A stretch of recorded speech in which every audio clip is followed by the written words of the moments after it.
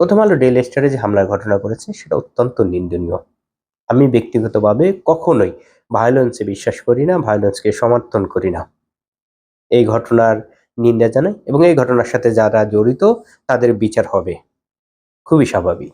কিন্তু এগুলো করেই কি প্রথম আলো ডেইলি স্টারের প্রতি মানুষের যে ঘৃণা ক্ষোভ সেগুলো থামানো যাবে?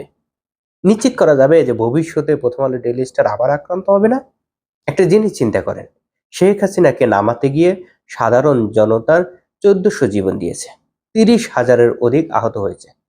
এই শেখ হাসিনাকে বয়ান দিয়ে সাপোর্ট দিয়ে শেখ হাসিনা বা ফ্যাসিস্ট শেখ হাসিনা বানিয়েছে প্রথম আলো। যেই প্রথম আলো শেখ হাসিনাকে ফ্যাসিস্ট বানিয়েছে, যাকে নামাতে সাধারণ জনগণ শুধুমাত্র আন্দোলনে ১৪০০ জীবন দিয়েছে, জীবন দিয়ে একটা নতুন সরকার গঠন করেছে। কিছুদিন পরে দেখলেন যে ওই সরকারের সাথে প্রথম আলো সম্পর্ক ভালো।